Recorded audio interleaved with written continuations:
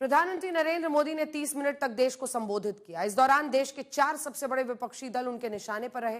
आरोप लगाया कि उन्होंने देश की आधी आबादी को धोखा देने का काम किया, जिसके लिए कोई माफी नहीं है। नारी शक्ति वंदन अधिनियम में संशोधन नहीं हो पाया और मैं इसके लिए सभी माताओं बहनों उनसे मैं क्षमा प्रार्थी हूं। महिला आरक्षण बिल पास न होने पर माफी मांगकर देश के नाम संबोधन शुरू करने वाले प्रधानमंत्री नरेंद्र मोदी विपक्ष पर खूब बरसे। ये नारी हित का प्रस्ताव गिरा। 30 मिनट के अपने भाषण में प्रधानमंत्री ने कांग्रेस, डीएमके, तृणमूल कांग्रेस और समाजवादी पार्टी का नाम 9 बार लिया। कहा, जिन लोगों ने आधी आबादी का अधिकार छीना, उन्हें इस पाप की सजा जरूर मिलेगी।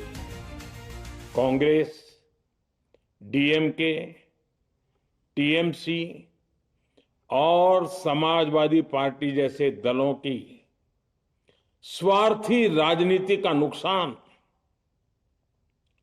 देश की नारी शक्ति को उठाना पड़ा है। आज देश के सामने प्रधानमंत्री मोदी ने कांग्रेस, डीएमके, टीएमसी और समाजवादी पार्टी पर दल हित के लिए देश हित को दांव पर लगा देने का आरोप लगाया।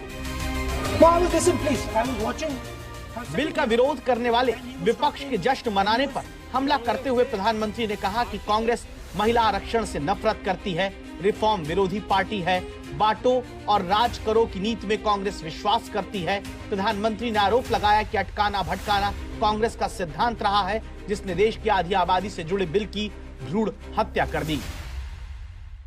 Congress, Samajwadi party, DMK, TMC और दूसरी पार्टियां इतने वर्षों से हर बार वही बहाने, वही कुतर्क गढ़ते आए हैं, बनाते आए हैं। कोई न कोई टेक्निकल पेंच फंसाकर ये महिलाओं के अधिकारों पर डाका डालते रहे हैं। देश राजनीति का ये भद्दा पैटर्न बराबर समझ चुका है और उसके पीछे की वजह भी जान चुका है। पीएम मोदी ने इन 4 बड़ी विपक्षी पार्टियों के विरोध की वजह भी बताई। कहा कि इनके विरोध की वजह है परिवारवाद।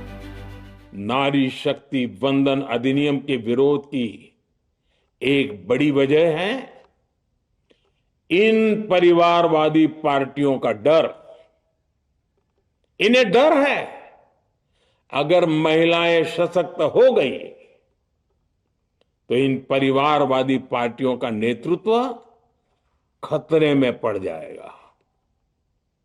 ये कभी नहीं चाहेंगे कि उनके परिवार के बाहर की महिलाएं आगे बढ़े। इसके बाद प्रधानमंत्री ने परिसीमन को लेकर सफाई देते हुए कहा कि इन दलों ने स्वार्थ के लिए अपने राज्यों को ही नुकसान करवाया है।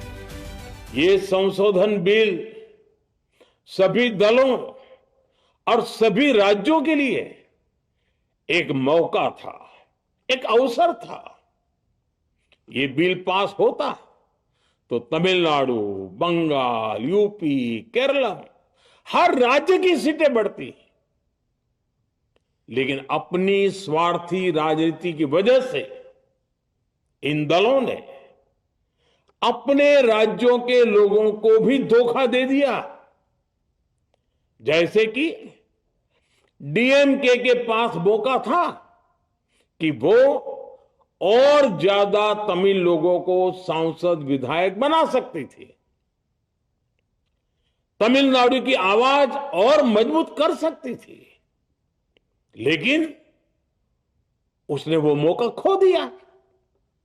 टीएमसी के पास भी बंगाल के लोगों को आगे बढ़ाने का मौका था, लेकिन टीएमसी ने भी ये मौका गंवा दिया। समाजवादी पार्टी के पास भी मौका था कि वो महिला विरोधी छवि होने के दाग को कुछ कम कर सके, लेकिन सपा भी इसमें चूक गई। पीएम मोदी ने महिला आरक्षण बिल को लेकर अपनी प्रतिबद्धता तो जताई, ये भी कहा कि भले ही सरकार के पास इस बिल को पास करवाने लायक नंबर नहीं, लेकिन आगे सही वक्त पर इससे जुड़ा जरूरी कदम उठाएंगे। सरकार और विपक्ष में मतभेद की गहरी खाई के बीच प्रधानमंत्री देश की आबादी से जुड़े बिल की रुकावट कैसे खत्म करेंगे, अब नजरें इसी पर रहेंगी।